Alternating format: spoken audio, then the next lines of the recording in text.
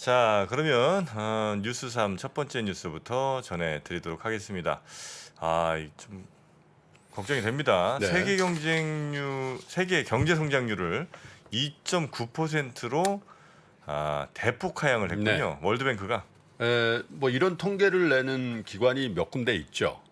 제가 볼 땐 OECD 뭐 뭐 이런 데 3종 세트라고 할 수 있는데 OECD가 네. 이제 통계 글로벌 통계청이다 이렇게 그렇죠, 불리잖아요. 그렇죠. 네. 그다음에 이제 IMF가 있죠. IMF. 실제로 돈줄을 재고 있는. 이게 사실 IMF의 경제 전망이라는 건 굉장히 의미 있게 와닿아요. OECD보다는 오히려 왜냐하면 여기는 여차지 가면 우리가 돈을 투입해야 된다니까 굉장히 심각하게 보겠죠.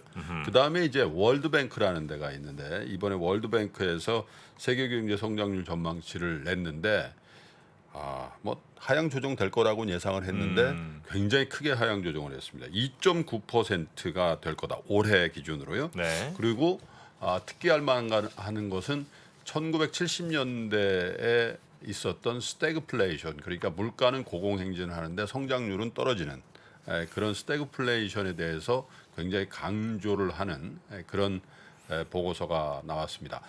지난 1월 달에 전 세계 성장률을 얼마를 전망을 했냐면 4.1% 성장할 거라고 했거든요. 네. 지금 이제 5월 말 기준으로 이제 발표를 한 거니까 1.2% 포인트나 하락한 거고 작년에 경제 성장률이 추정치 기준으로 5.7%거든요. 네. 5.7% 기준으로 보면 거의 절반 가까이가 하락하는 결과가 나온 거죠.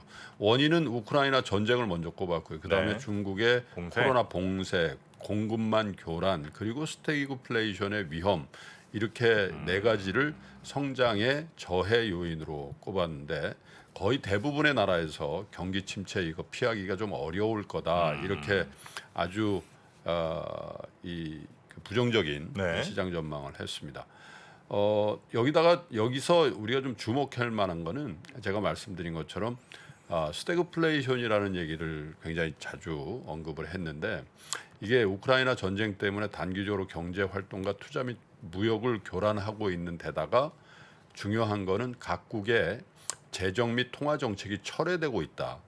그건 뭐냐면 확장적 재정 정책과 네. 완화적 통화 정책 이것이 철회되고 반대쪽으로 가는 그런 과정에 있기 때문에 이게 경기 침체가 되는데도 그 주 요인이 된다 이런 얘기잖아요. 네. 그래서 개발도상국 쪽에 어떤 그 서민들의 생활이 굉장히 어려워질 거다. 달러 텀 그러니까 달러 기준으로 1인당 국민소득이 개발도상국의 국민소득이 전염병 대유행 이전에 비해서 5%포인트 정도 네. 떨어질 가능성이 있다. 이렇게 얘기를 했어요.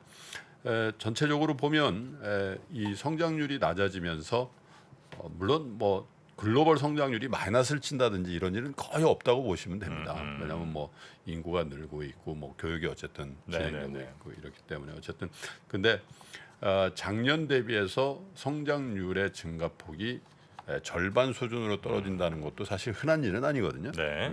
물론 이제 작년에 이제 기저 효과라는 것도 이제 가만히 돼 있어야 되겠습니다만은 근데 국제 유가라는 게 계속 지금 올라가잖아요. 120달러 수준까지 이제 올라오고 있는 상황이고 그러다 보니까 1970년대 오일 쇼크로 촉발된 이 스태그플레이션 네. 이것을 재현할 수 있다 이런 그 염려를 나타낸 건데 섹터별로 보면 선진국의 성장률이 올해 5.1%에서 2.6%로 신흥국 개발도상국의 성장률은 6.6%에서 3.4%로 떨어질 것으로 봤고요. 미국 같은 경우는 1.2%포인트를 낮췄어요. 그래서 2.5% 성장한다. 그리고 중국의 성장률은 0.8%포인트 내렸는데 4.3인데 이것도 지켜낼는지는 잘 모르겠다라는 얘기들이 많습니다. 그래서 경제 성장에 관한 한 우리는 굉장히 침체 혹은 이게 물가의 상승을 동반한 스태그플레이션이란 말이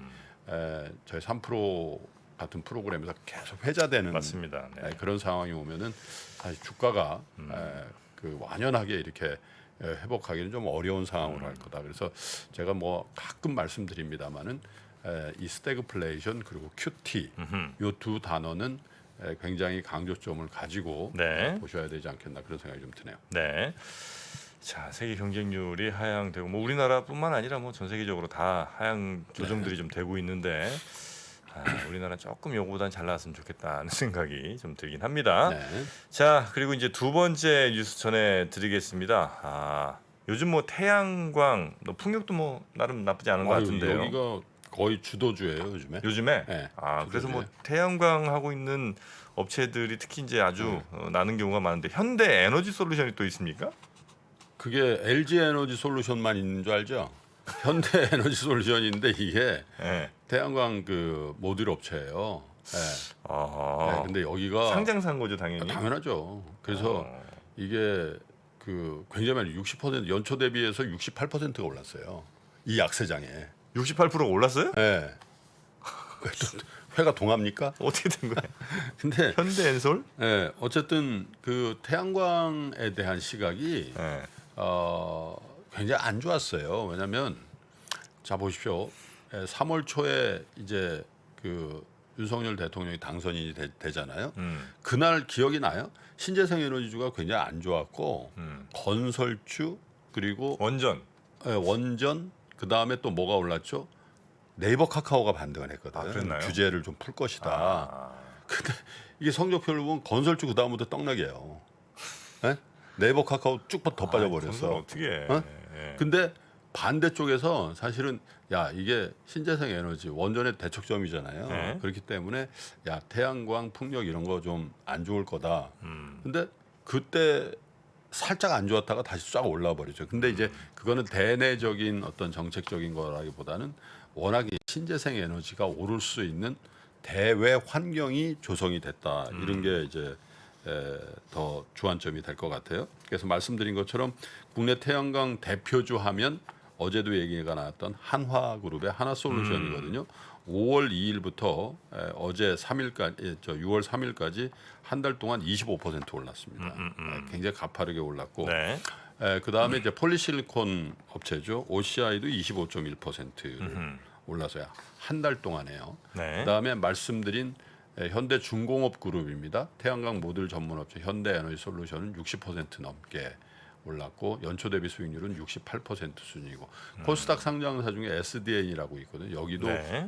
태양광 발전 사업자 시스템 공급 업체를 대상으로 발전 시스템이나 태양 전지판을 판매하는 업체인데 거의 50%가 올랐습니다. 지난 한 달 동안. 그래서 이런 이제 주가의 랠리는 유럽에서 네. 신재생 에너지 수요가 폭발할 것이다. 왜 당연히 전쟁을 하다 보니까 야 이거 우리 겨울 되면 얼어 죽는 거 아니야? 이런 생각할 거 아니에요? 네. 그러면 유럽의 부존 자원이라는 건 사실 북해라든지 노르웨이 이런 유전을 제외하면 없단 말이에요. 석유라든지 가스가. 네. 그러면 나머지 국가들은 이 신재생 에너지를 개발해 가지고 뭔가 써야 되는 아주 불효불급한 절대절명의 상황이 벌어진 거죠. 네. 그래서 EU가 이제 화석 연료에 대한 화석 에너지에 대한 의존도를 획기적으로 낮추고 태양광을 중심으로 한 에너지 자립을 한다. 이런 이제 정책이 나온 거거든요. 그래서 실제로 EU 집행위원회가 지난달 18일이죠. 신재생 에너지 사용 확대를 골자로 한 리파워 EU 정책. 리파워. 네. 이거를 이제 발표한 바가 있는데 이거 내용을 보면은 25년까지 태양광 설치량을 2배로 늘린다. 네. 2030년 신재생 에너지 발전 비중 기존에 계획된 40%가 아니라 45%로 늘린다. 이렇게 이제 발표를 했는데 이게 예를 들면 2040, 50년이 아니라 2030년이에요. 지금 2022년이니까 한 7년 남은 거죠. 이제. 빨리 해야 되는 네. 거죠. 이렇게 되는 거죠. 그리고 러시아를 봉쇄하고 이후에서 뭐 러시아 그 원유를 90% 뭐 금수한다 뭐 이런 얘기를 하고 있는 상황에서 아우가 맞아버린 거거든요. 네. 그래서 증권가에서는 사실 태양광 산업이 이제 사실 좀 피크아웃한 거 아니냐. 특히 국내적으로도 그렇고 뭐 그런 분위기가 좀 있었는데 유가가 이렇게 고공행진을 하는 데다가 러시아 우크라이나 사태가 이렇게 터지다 보니까 유럽발 태양광의 수요가 폭증한다 이런 거거든요. 그래서 전반적으로 보면 우리의 아까 개별 기업의 주가 상승도 굉장히 돋보였습니다만은 ETF 그죠? 네. 태양광 등 신재생 에너지 테마 ETF들이 굉장히 잘 나갑니다. 신한자산운용이 하는 SOL, 소울 차이나 태양광 CSI 합성 이게 23%가 올랐고 타이거 네. 차이나 클린 에너지 솔렉티브는 16%. 뭐 이런 KB스타도 마찬가지고 이런 ETF들도 굉장히 잘 되고 있고요. 미국 증시에서도 신재생 에너지 테마가 굉장히 잘 나갑니다. 엔페이지 에너지라는 태양광 기업이 있거든요. 엔페이지. 예, 예. 예, 이게 37% 이상 올랐고 솔라 에지 테크놀로지 36%. 예. 예, 그래서 그 다음에 이제 3대 신재생 에너지 ETF를 우리가 어떻게 보면 아이쉐어즈 글로벌 클린 에너지이고 유명하잖아요. 네. 이게 그 블랙락. 그렇죠. iShares. ICLN이라고. ICLN. 코드가. 네. 그 다음에 이런 것들도 대부분 17, 18%씩 올랐거든요. 예, 그런데 이렇게 오르는 이유 중에서 또 하나 잡히는 게 지난 5일이죠. 미국 정부가 캄보디아, 말레이시아, 태국, 베트남 등 동남아 4개국의 수입 태양광 패널에 대해서 향후 24개월, 2년 동안 관세 부과를 유예한다 이렇게 발표를 했거든요. 네. 사실은 근데 이 캄보디아, 말레이시아, 태국, 베트남에서 수입하는 게 중국산이라는 거예요. 우회 수출한다는 거예요. 아, 중국에서 바로 수입하기 좀 그러니까. 그렇죠. 네. 그래서 중국 이게 이런 회사들한테 이제 실질적으로 중국하고 똑같은 이제 관세를 매기겠다라고 했는데 이걸 유예해 준 거거든요. 네네네네. 그 얘기는 뭐냐면 이 관세 부과가 취소되면서 미국 내의 태양광 플랜트의 어떤 진도 확 나가는 네. 그런 이제 상황이 되다 보니까 관련주가 더 올라버리는 이제 그런 상황이 됐습니다. 그래서 물론 최근에 이제 많이 올라서 부담스러운 측면이 있는데 이렇게 보면 참 그런 것 같아요. 네. 바이든 행정부가 사실은 트럼프를 이기고 바이든이 당선됐을 때 신재생 날아간다 그랬거든요. 그랬죠. 사실 그때가 네, 피크아웃이었어요. 네, 사실은. 아, 네, 그때가 피크아웃이요. 그러니까 이게 참 주식이라는 건 참 묘한 것 같아요. 누구나 다 컨센서스가 있거든요. 아, 이 정부의 정책은 미국이든 뭐 유럽이든 한국이든 그 핵심이었는데 사실. 그런데 네. 주가는 이상하게 반대로 간다는 거예요. 아, 그날 뭐 건설주 현대건설 뭐 이런 거 폭등하고 뭐 이제 네이버 카카오 고생 끝났다라고 막 환호 쭉 빠져버리고 주식 이제 몰라요. 태양광 이거 이제 신재생 에너지 이제 뭐 근데 고생 좀 해야지 올라버린다는 게 주식 몰라요. 주식 진짜 모르는 거예요. 예. 그래서 주식 몰라요. 정책에 대해서는 지켜는 봐야 되지만은 사실은 모든 사람들이 다 낙관하고 있을 때 이면을 좀 봐야 된다는 교훈을 태양광을 비롯한 신재생 에너지 물론 오늘부터 피크 치고 빠질 수도 있어요. 네네네. 그러나 대부분 컨센서스와는 좀 다르게 움직이는데 대외적인 환경이 훨씬 더 중요했더라 그런 얘기입니다. 네. 자, 그러면 뉴스 3 세 번째 뉴스까지 전해 드리죠. 엔화 뉴스를 저희가 최근에 한 몇 번 정도 간단하게 한 번씩 전해드린 것 같은데 예. 지금 뭐 20년 만에 최저까지 갔습니까? 아니 이제 왜 그러냐면 네. 뭐 달러당 뭐 120엔 넘어갑니다. 그래가지고 그때 이것도 사실 전문가들이 뭐라냐면 엔 예금 해야 된다. 그런 얘기 했잖아요. 너무 떨어졌다 뭐 이런 얘기. 근데 이게 어제 기준으로 1달러당 132엔입니다. 20년 만에 최저치 가시경신에서 차트 한번 보여주시죠. 네. 네, 저거 보십시오. 2021년 6월 7일 날 109엔이었거든요. 근데 어제 장중에 132엔을 쳤어요. 1년 만에 저는 거의 처음 보는 것 같아요. 132에는 아니 저렇게 단기간에 쭉 엔화가 올라버리는 건 저게 무슨 뭐 개별 종목 주가 같이 올리죠. 기름값도 아니고. 그러니까 전 세계에서 가장 안전한 통화 몇 개를 꼽으면 엔화를 꼽거든요. 그렇죠. 어쩔 때는 달러보다도 더 스테이블한 그런 이 환율을 보여주기도 하는 네. 거거든요. 근데 이게 제 생각에는 이유가 있다라는 거예요. 엔이 이렇게 올라가는 거예요. 왜냐하면 미국은 지금 빅 스텝이다, 뭐 자이언트 스텝이다, 베이비 스텝이다 하고 있는데 네. 일본은 요지부동이거든요. 계속 돈 푸는 정책을 한다는 거죠.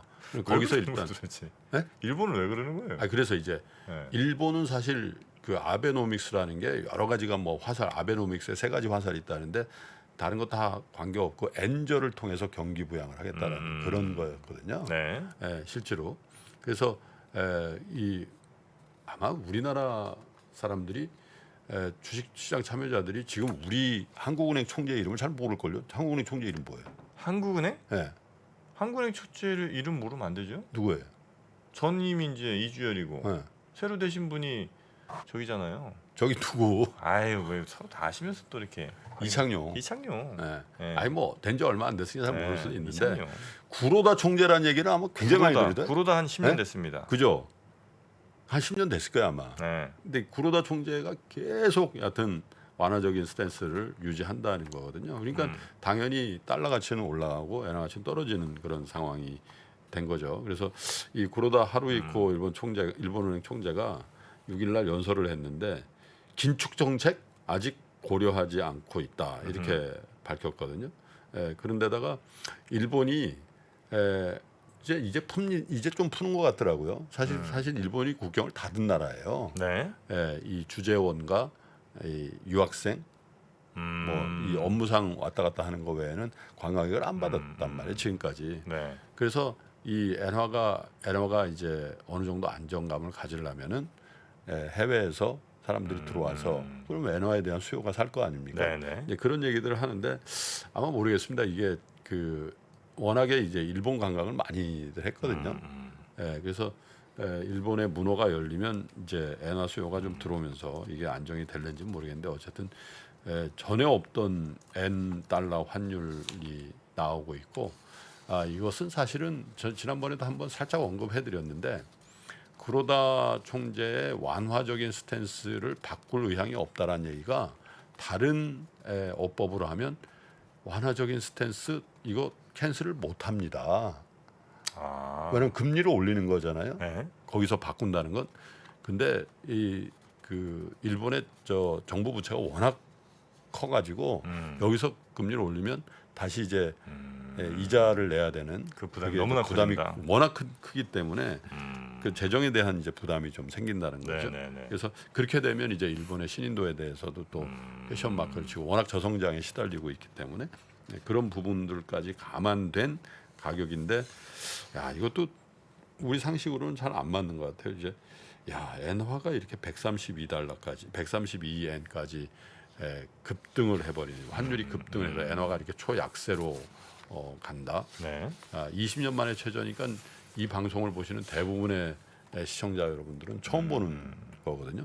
그래서 아마 일본의 문호를 열면 일본 여행 간다는 저 미국 사람들 뭐 중국 사람들 많이 늘 것 같긴 해요. 그래서 전반적으로 보면 일본 경제에 어떻게 보면 이 침체 네. 이런 것들을 저 환율이 궁극적으로 반영하는 거지. 물론 이제 그 배경은 일본 중앙은행의 어떤 완화적인 스탠스의 유지가 저 환율을 만듭니다만은 근본적으로는 그 나라의 경제 체력을 반영하는 거거든요. 그래서 기간 중에 20년 동안에 미국의 경제와 일본의 경제의 어떤 활력도의 네. 어떤 이격도가 저렇게 전에 없던 원엔 안저 달러 엔 환율을 만드는 거 아닌가 그런 생각을 좀 해보게 되는 것 같습니다. 네. 일본 10일부터인가 다시 이제 문 열잖아요. 글쎄 그런 것 같아요. 네, 거기 또 가려는 분들도 주변에 많이 계신 것 같은데 자 어떻게 되나 한번 환율도 한번 잘 눈여겨 살펴보겠습니다. 자 그러면 저희는 잠시 전화 말씀 듣고 와서요 박근영 부장님 모시도록 하고 그 사이에 저도 머리 정리 좀 하도록 하겠습니다. 만지지 마. 만지면 만져서 개선된 적이 없어. 그 깔끔한 모습 보여드려야지요. 자 광고 듣고 오겠습니다. 최준영 박사의 위즈덤 칼리지 강의 개별 판매가 시작됩니다. 정말 많은 분들이 요청해 주셨고요. 저희가 고민 끝에 결정하게 됐습니다. 역사의 지혜 12시간의 강의 그리고 4시간의 Q&A 세션 총 16시간 분량으로 27만 9천 원에 수강하실 수 있습니다. 최준영 박사님의 개별 강의를 기다리셨던 분들은 지금 바로 아래 링크를 클릭한 후에 신청하시면 되겠습니다. 문의사항은 010-3898-2324 문자로 혹은 전화로 주시면 되겠습니다.